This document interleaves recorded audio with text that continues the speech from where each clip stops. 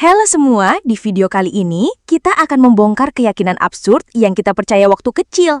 Bukan karena bodoh, tapi karena kita dulu polos. Dan waktu kecil, siapapun yang lebih tinggi dari kita, langsung kita anggap paling benar.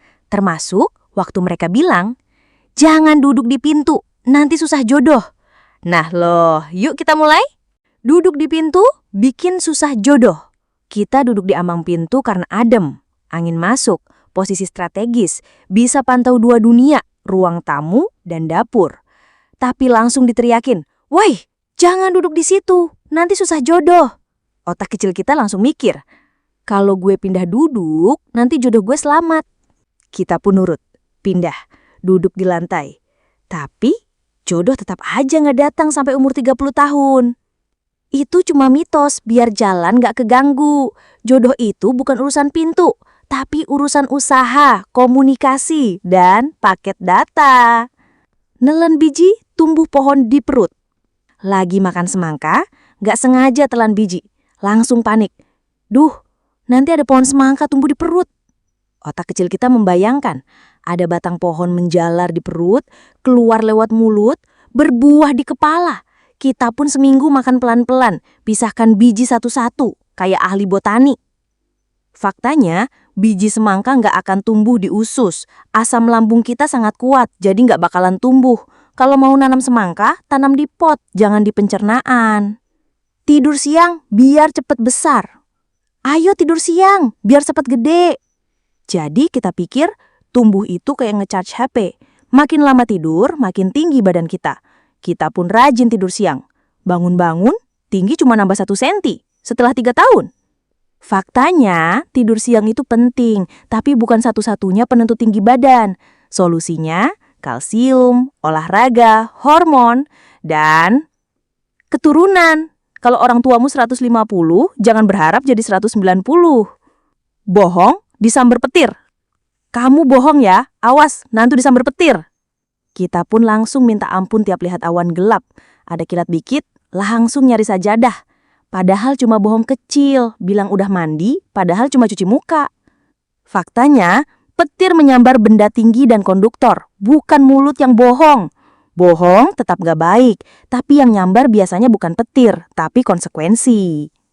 Minum es saat panas bisa mati. Jangan langsung minum es habis olahraga, nanti bisa mati.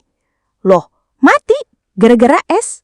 Kita pun nunggu 30 menit padahal udah haus banget. Minum air anget sambil berkeringat kayak di sauna. Tubuh punya kemampuan adaptasi suhu. Solusinya, jangan langsung minum banyak, tapi minum bertahap. Yang penting, matu itu bukan dari es, tapi dari kehausan ekstrim. Ngupil, otak bocor. Ngupil mulu, nanti otak kamu bocor. Jadi kita mikir, upil bisa tembus ke otak. Jadi kita ngupil pelan-pelan, kayak lagi diffuse bomb di film action.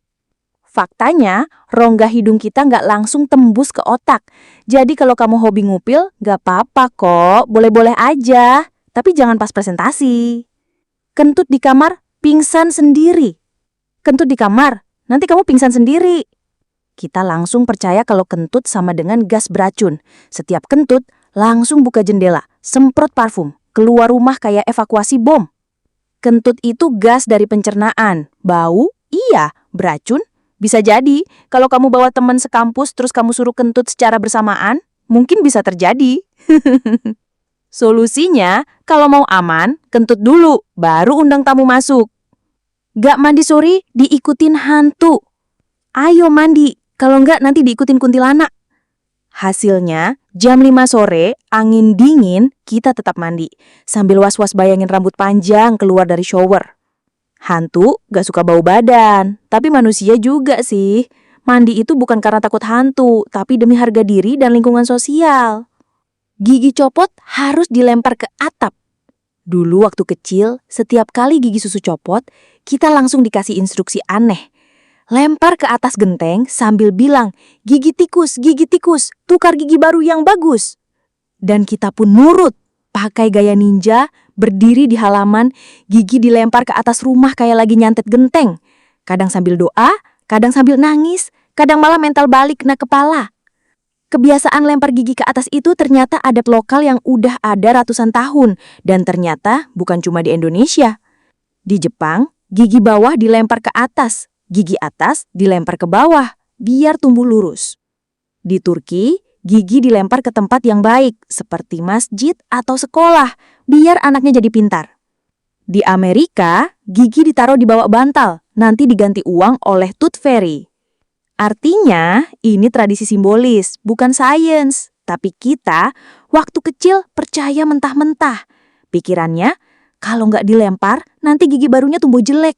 Atau lebih ngeri lagi, kalau dibuang ke tempat salah, bisa dikutuk. Fakta sebenarnya, secara medis, gigi susu akan copot dan digantikan gigi permanen tanpa perlu ritual apapun. Gigi copot, tubuh kita sudah tahu jadwalnya. Langsung keluar gigi baru. Mau dilempar, ditanam, dikasih kodok, atau disimpan di dompet, nggak ngaruh ke pertumbuhan gigi. Tapi walau konyol, tradisi ini lucu juga. Bikin anak-anak gak takut kehilangan gigi. Bikin momen copot gigi jadi kayak perayaan. Dan diam-diam, kita jadi pinter melempar waktu kecil. Nonton TV terlalu dekat bisa bikin buta. Ini salah satu kalimat sakti yang sering banget kita dengar waktu kecil. Jangan deket-deket TV, nanti mata rusak, nanti bisa buta loh. Dan seketika, kita langsung mundur. Padahal posisi kita cuma segitu-gitunya aja karena lagi rebutan posisi sama kakak. Diagnosis, trauma visual buatan orang tua. Solusinya, sebenarnya nonton dekat TV nggak bikin buta, tapi bisa bikin mata lelah kalau kelamaan. Faktanya, secara medis, nonton TV terlalu dekat tidak menyebabkan kebutaan permanen. Tapi bisa bikin mata tegang, perih, kering, dan dalam jangka panjang bisa mempercepat mata minus kalau dilakukan terus-menerus tanpa istirahat. Ini namanya digital eye strain atau computer vision syndrome. Tapi, kok kita dulu dikira bisa buta? Karena orang tua butuh senjata paling serem biar kita takut. Ternyata, mitos ini muncul dari tahun 1960-an saat salah satu merek TV di Amerika punya cacat produksi. Layar TV mereka mengeluarkan radiasi sinar X kecil yang memang bisa merusak mata kalau terlalu dekat dan terlalu lama. Nah, itulah tadi kumpulan keyakinan absurd waktu kecil yang dulu kita anggap serius banget, padahal sekarang kita tertawa sendiri. Banyak dari itu bukan ilmu pengetahuan, tapi ilmu menakuti anak-anak. Masa kecil kita penuh dengan cinta, tapi juga penuh dengan ancaman absurd yang kita telan mentah-mentah.